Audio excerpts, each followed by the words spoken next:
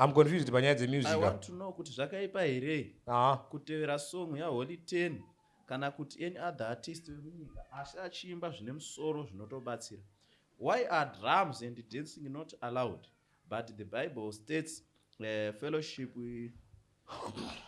with everything, even if dancing. Alright, Israelites danced when they played. Okay, ndazvo zvaari kubvunza. Ari kubvunza kuti ataura nyaya pane chinonzi secular music nechinonzi sacred music. So it depends kuti uri kubvunza mubvunzo uyu uri mwana waMwari kana kuti uri munhu wenyika. Kana uri mwana waMwari, secular music is dangerous because secular music anoimba haana maprinciples. Nhasi ari kuimba wauri kuti Holy Ten, ari kuimba zvawatanzi zvinotibatsira. Mangwana ari kuimba zvinopesana nezvaunotenda. Mangwana ari kuonekwa muenvironment. Saka because munhu waunoteera music yake also becomes your role model at some point in life. That's why later they are given names celebrities. Saka nhasi ari kuimba hamene zvawati ari kuimba zvinotibatsira mumwe. Mangwana ari kuti kufadza madzimai, kufadza madzimai.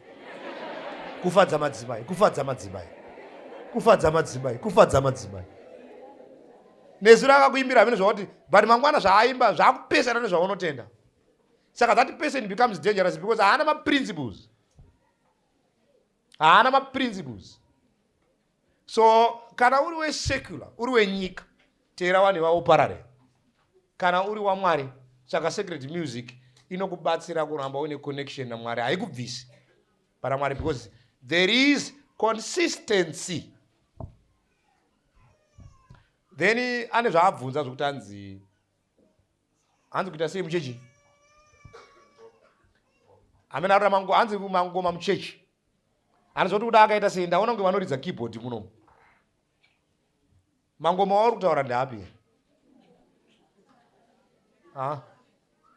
Araura sei ara kutamba. Right, ndiani ari panapa auye upara pastage atitambiro matambiro atofana kuita muchechi. Anyone? Ati aya ndo matambiro anofana kuitwa. Uyaitoni amukuramidzwa. Ndiani arikuda kuti itirawo?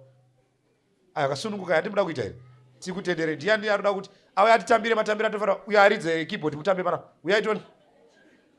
Ndiani arikuda kuti itirawo? One. Ari kutiradza matambiro atinofana kuita ari kuti aya matambiro aya munomarambidzira yakaipei ndiani? Kamfana kadoko ndiko ari kuera. Hapana arada kuita.